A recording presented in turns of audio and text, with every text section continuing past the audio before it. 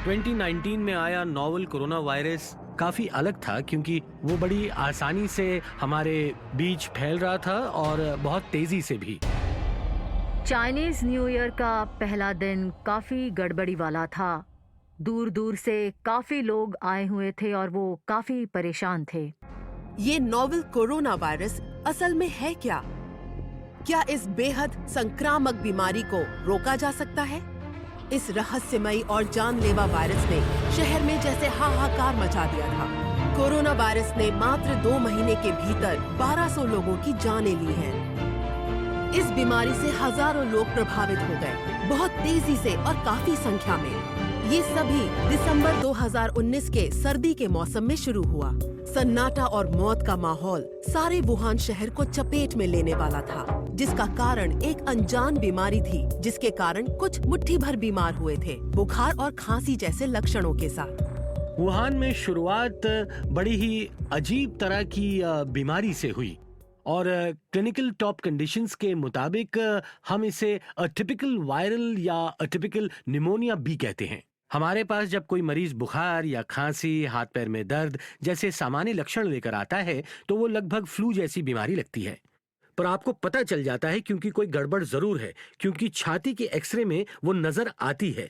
Influenza के लिए किए गए सारे परीक्षण या किसी और विषाणु के परीक्षण नेगेटिव आते हैं और फिर बहुत लोग इस बीमारी के शिकार होते हैं और देखा गया है कि सब में ये लक्षण दिखाई देते हैं।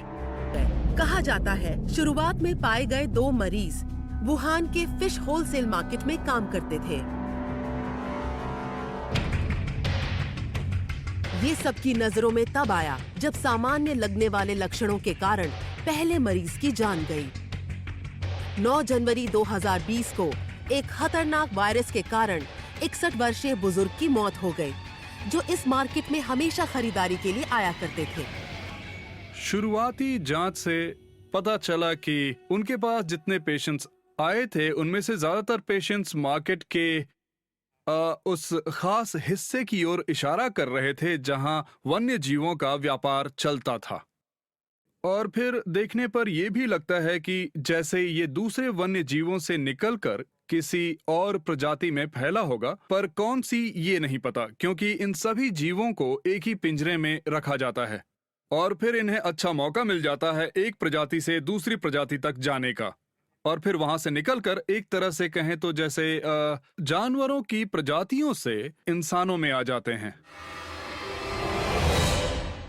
चाइना ने वर्ल्ड हेल्थ ऑर्गेनाइजेशन को वुहान में फैले इस खतरनाक वायरस के बारे में 31 दिसंबर को आगाह कर दिया।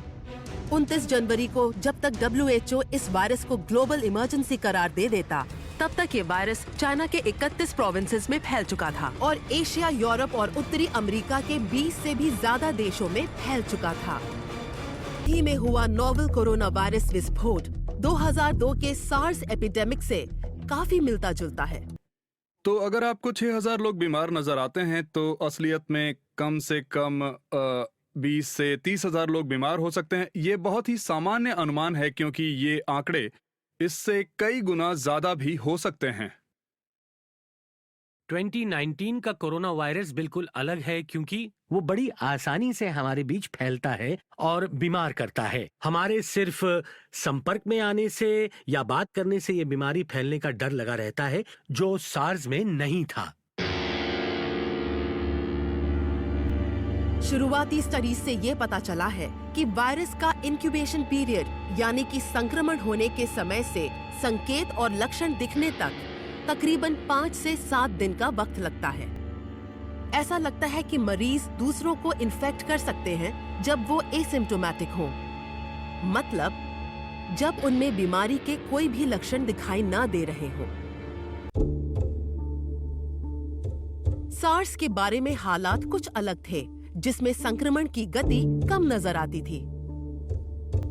Infectious disease specialist doctor Liang हो नाम इस खतरनाक वायरस से भली भांति वाकिफ हैं। वो भी तो कुछ समय पहले एक सार्स पेशेंट थे। इस वायरस से वो 2003 में बीमार हुए थे, जब वो एक महिला मरीज का इलाज कर रहे थे जो हांगकांग से हवाई सफर करके सिंगापुर आई थी।